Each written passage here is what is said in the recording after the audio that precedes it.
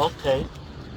So we understand that your former employee named Danny Herbert is available to speak with the judge by the phone, and he's going to be able to speak with the judge and with me in her chambers to have a talk to him about his conversations with the plaintiff and when he showed up at your shop on that day. We're in recess. Coming up, a story is scrapped.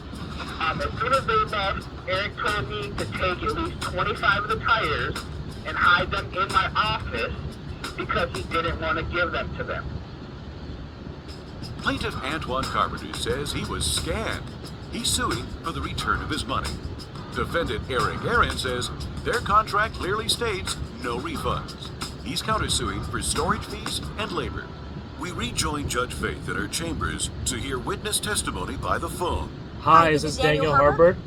Yes, ma'am. Hi, this is Frankeli Soto with Judge Faith. How are you? I'm doing pretty good. How are you doing? We're very good, and we're asking you a couple of questions. We're calling you about a case. It's about Antoine Carpenter versus one of your former bosses, actually Eric Aaron. Yes, ma'am. Okay, and do you even know that you used to work for Mr. Aaron at his Eddie's Body Shop? Yes, ma'am. All right, so do you remember Mr. Antoine Carpenter? And the end of the day, when he came into the shop, that when you saw him, If you look at a pickup truck, so Eric called me on the phone and said, hey, there's a gentleman coming to look at a truck. So I took him into the back when he got there. I couldn't find the keys to the truck. So along with conversating, he told me that he does scrap metal. And I was like, well, I have a whole big, huge thing over here of scrap metal that needs to go.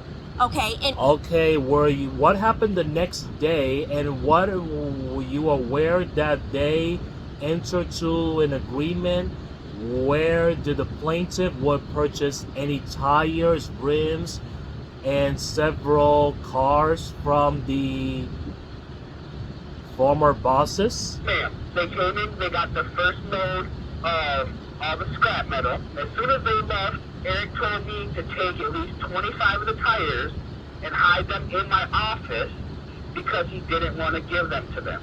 And I told them that you're going to give him these tires. I don't feel comfortable doing that. what about the cars? What about the Were you cars? there Were you there when the police that were called and being arrived or something? Yes, I was. Eric was a very disrespectful person. Some of the stuff that he said was not professional at all. What do you mean? What do you mean about About Mr. Mr. Carpenter? Yes, pardon my language. I'm going to repeat it exactly how he said it. What did he say? I would do anything to rip off the N-word because I don't trust him. Those were his exact words. Wow. When Antoine and his cousin and his wife or whatever got there, they were upset. And, So I tried to calm them down and just told them, look, if he's going to rip you off this way, don't get upset. Don't try to rough him up, nothing like that. Do it the legal way.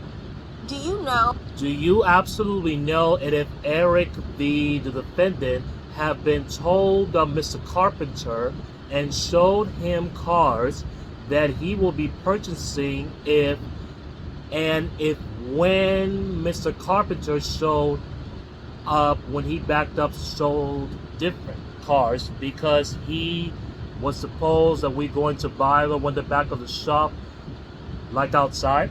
But he never took him out back. He just said, I'm going to sell you 7 cars.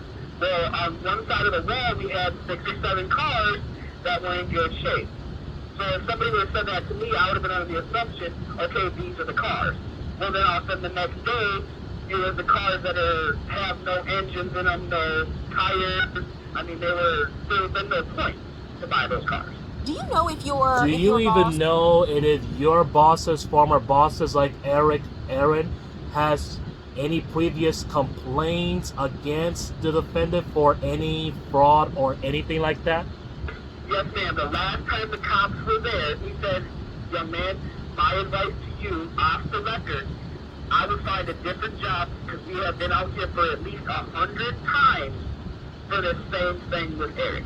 did Mr. Aaron And ever did tell Mr. you? Aaron ever told you to tell Mr. Carpenter that he wasn't even there when he was really at the shop that day? Yes, ma'am. He's done that to multiple people. Okay. Okay.